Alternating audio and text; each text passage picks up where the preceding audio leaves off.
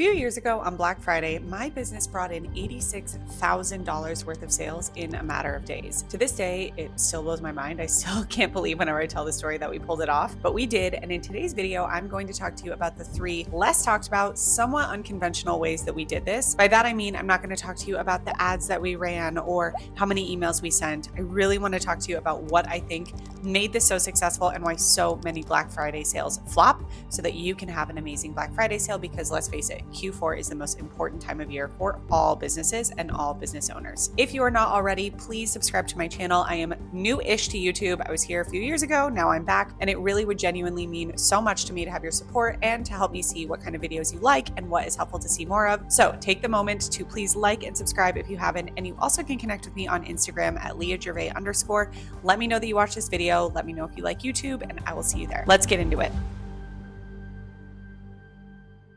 All right, let me first set the stage a bit for this Black Friday sale. So the year was 2022, and my first son was 1 year old. Now, a fun fact that you might not know is that my first son, my oldest son, was born on Thanksgiving unexpectedly. He was 10 days early, and because it was my first pregnancy, I was fully expecting him to be nestled up in there for well beyond 40 weeks. But instead, at 38 weeks plus 5 days, my water broke dramatically in the middle of the night like a movie, and I labored at home with him for as long as possible. And when it was time to go to the hospital, because I was so dilated, in fact, I was 6 centimeters dilated at that point, we were living on the Upper West Side of New York City, and we were stuck in the New York City Macy's Thanksgiving Day parade. It was insane. I literally, in full active labor, had to walk through the parade to get a cab to take me to the hospital. It's an amazing story now, but in the moment, it was insane. The point is, the year that I did this Black Friday sale was my son's first birthday. I share that because I know how easy it is to feel like life gets in the way around these things, and to feel like you don't have time for things, or it's just not the right season. Absolutely can do this, and I think my tips today are really going to help you.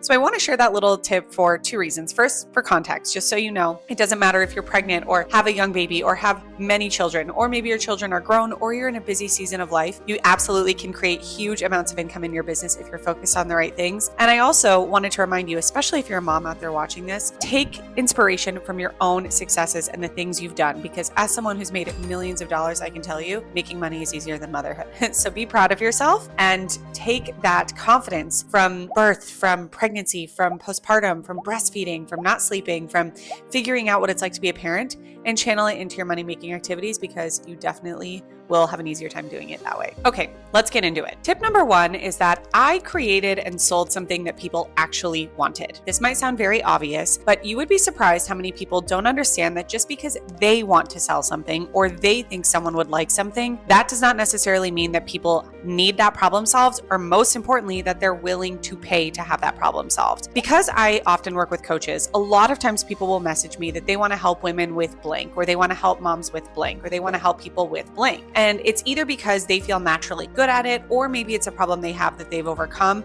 And that's great, and that certainly can help people. But when we're talking about really scaling a business, it needs to go beyond just something people have enjoyed or something that comes naturally to you. You need proof and evidence. Amount of people will pay a good amount of money, problem that they will have solved. So this particular sale was a Black Friday sale on my client loved VIP days. These are days where people spend an entire day with me, diving deep into their business, typically into their marketing strategy. Sometimes we'll plan a whole launch, and then they have follow-up support for, it depends on what they choose, but around 2 to 4 weeks after. And they really can get more done in about that day than they can the entire month of coaching, sometimes even months of coaching. So it's a very potent and powerful thing to offer. I knew people wanted it because my clients had always given me such good feedback on them. Many of them have said that they were the most powerful things they've done in their business. And then I also put a little spin on them. Now, you remember that the year was 2022. We had just come out of the worldwide global pandemic, in case you had not heard of it. And what I did was picked a few different locations throughout the world to host different VIP days in. I picked New York, which is where I live, but I also decided to host VIP days in places like Paris and Miami and a few other places that I sprinkled all over, knowing that I might travel to them the following year. And I sold VIP days on sale in different locations. This tapped into both something business owners needed, which was focused and deep support, especially in an era where there was a lot of mediocre kind of surface level support. And it also tapped into where society was at large, which was craving travel, craving something different, wanting to get out of their house, wanting to get out of their norm, and wanting to do something for themselves. Plus, I had a whole list of testimonials from clients that had had incredible experiences with these VIP days. So I knew that that would help my marketing, and I knew that that would help people feel comfortable making this investment in themselves. So if you're not sure that people want what you're selling, this is the first step. I really encourage you to do the research, do surveys if that's helpful, ask people, get on Quora, get on Reddit, get in Facebook groups, see the problems people are having. If you don't already have an audience, then you can look at other audiences that are already built. And if you do have an audience, ask them, get them on phone calls, look at your testimonials, look at your lack of testimonials, really have a clear understanding of what people want and what they're willing to pay for and what problem they want solved so badly they will pay for it,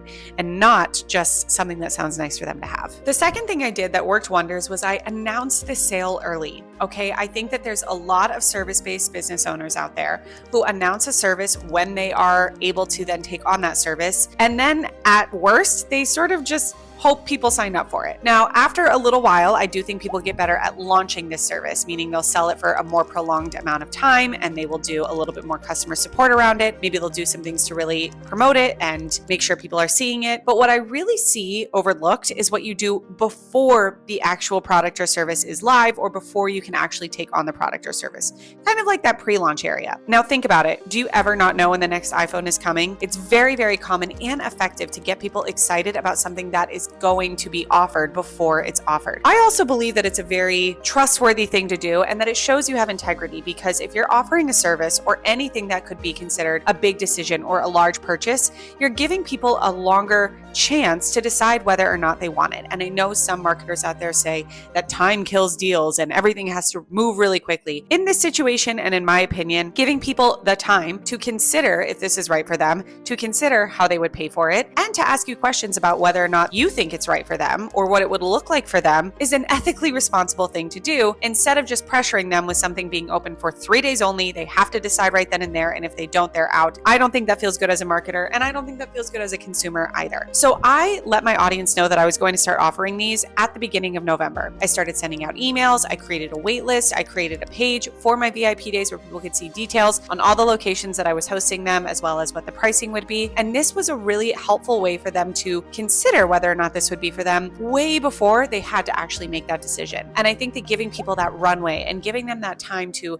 evaluate the logistics of this, financially, how they would pay for it, and the potential behind it really can help them make a better decision. And it definitely can help take the pressure off of things, quote, working in a really crunched, condensed time zone in the 3 days or whatever you have that is your Black Friday sale. So let people know in advance and take advantage of that waitlist experience and let them make a better decision. The final tip I have piggybacks off the last one, which is that I started a lot of conversations with people before Black Friday actually happened to see if this would be the right fit for them. So as I mentioned, I built a lot of hype around this. I was talking about it on my social media platforms. I was emailing about it. I had a page on my website about it. And with that, I was able to start a lot of conversations with people who were interested in learning more. You can really do this in a variety of ways. From a very technical marketing standpoint, you can take the data or have your team pull who is clicking on your sales pages, who is interacting with your social media posts, who is overall interested and engaged with the content around whatever you're about to sell. But you also can simply ask people to respond. Let me know if you're interested in hearing more. Have you ever thought about doing something like this? What would this mean to you? What would a VIP day success look like for you? Ask them questions about what it is that you're selling and what questions they might have about how it could or couldn't work for them in their life or business. This got tons of conversations started, so by the time the sale actually opened on Black Friday, it really was just a yes or no answer for a lot of people, instead of all the different questions that come at the beginning of considering something. Should I do this? What would it look like for me if I did? What would I get done on this? How would I pay for that? They had already answered all of those questions by the time the launch started,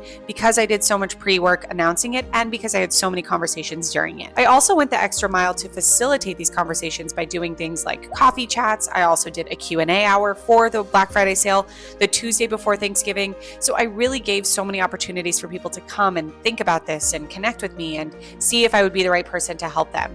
And I think the more you can facilitate those personal conversations, especially if you're a service-based business where you're working with someone directly in your business, work with them before you sell to them so they know that you work well together. In my opinion, you should be giving people what they need to trust you because they deserve to trust you if they're going to be paying you their hard-earned money. So for the weeks leading up to this, I had multiple DM conversations, phone calls. I did a Q&A for anyone who was on the wait list and really made myself available for people to have their questions answered and to really think about what this could do for them and to help them think through what could be on the other side of this. So by the time the sale came, it was really just a yes or no question. My overall tip for Black Friday is to just make sure, you can probably extract this from all the tips I've given so far, don't sell something that you've never announced and that people don't know what it is until the day of Black Friday, because then you're expecting them to go through all of these decision-making processes like, what is this? I need to learn what this is. Do I like this? Do I want this? Can I afford it? Are there other things I should be looking at? Decision fatigue goes completely haywire, especially because you're competing with the Macy's of the world,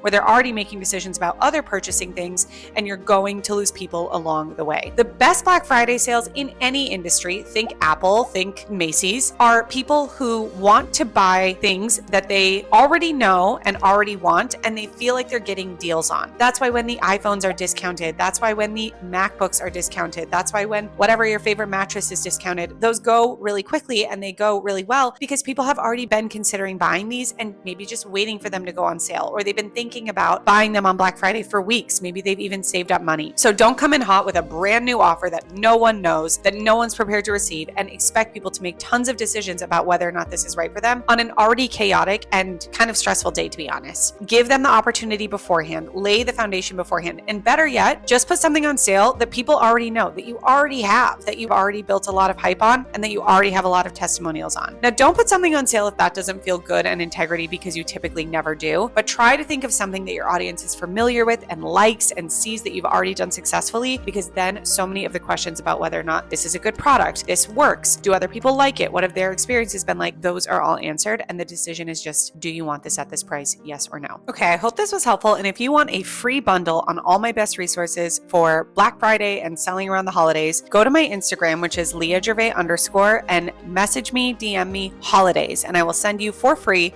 a bundle of my best audio trainings and resources and breakdowns of my own sales so that you can have the most lucrative holiday season you have had yet, because who doesn't want hot chocolate with a side of sales coming in? Okay, talk to you soon.